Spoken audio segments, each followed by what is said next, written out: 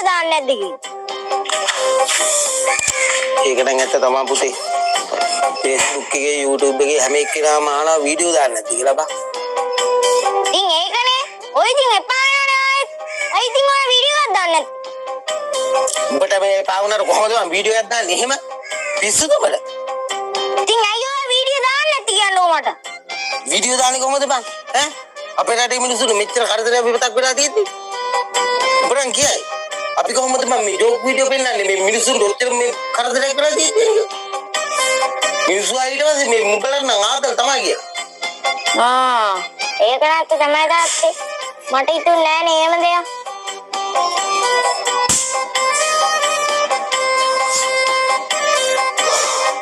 ඔන්න ඉතින් යාළුවනේ ගම් වතුරෙන් අවතැන්නු පීඩා වූ අපේම සහෝදර සහෝදරියන්ට නැවතත් ජීවිතේ ගොඩනගා ගැනීමට ශක්තිය ධෛර්යය ලැබේවා කියලා ප්‍රාර්ථනා කරන ගමන් ඔන්න ඉතින් අපේ අලුත් වීඩියෝ එක දැන් පටන් ගන්නවා. අනිවාර්යයෙන් බලන්න. එල පටන් ගමු.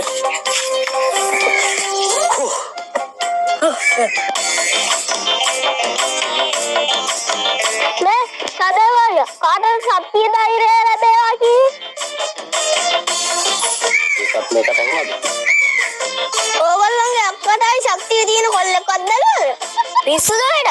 ගම් අතර නවතන් වෙච්ච කට්ටියට බං. මේ සනුක මන් දැන් දෙතුන් දෙකක් බලා ඉන්නේ. තමුසේ හැම වෙලේම කියවන්නේ මගේ දුවගේ දිග කන්නේ කියන්නේ. ඒක මාර ප්‍රශ්නයක් වෙලා. අනිවාර්යෙන් ඔයලා ගෙදර කියව නැත්තේ අම්මා තාත්තා ඔක්කොම මගේ දුවගේ දිග කන්නේ එක තමයි මාටුකාව කරගෙන නැත්තේ මේ දවස්වල. ඒකනේ හැම වෙලේම පොඩි එකා වුණාට උඹත් ඇවිල්ලා මෙහෙ කියවන්නේ අපෙන් අහන්නේ. ඒකනේ තාත්තා. මෙයන්ත් අපේ අක්කා ගැන හැම වෙලේම කියවන්නේ. මට වැඩේමනේ. මාස 3 දී කියන්නේ කියවන්නේ. මාස 3 දිග? මාස 3 දිග කියන්නේ ඔබ හිතන්නේ මේ මගේ දුව සීටු දානවා කියලා? සීටු දානවා වගේ තමයි කොල්ලෝ හදන්නේ. පොඩි කමරද මේ කතා කරන්නේ මහා එකා වගේ. ඒකනේ තාත්තේ. ඔයා කිව්වා හරි.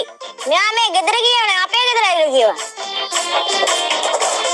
තාත්තේ අනේ තාත්තා තියනවා රුපියල් 1000ක් දෙන්නකෝ. නේ ඒ පාර මොකද කියන්නකෝ දැන් රුපියල් 1000? ෆෝන් එකේ පැකේජ් එක ඉවරලා තාත්තේ. පැකේජ් එක දාගන්න විදියක් නැහැ. අඩුම තරමේ කෝල් එකක්වත් ගන්න විදියක් නැහැ.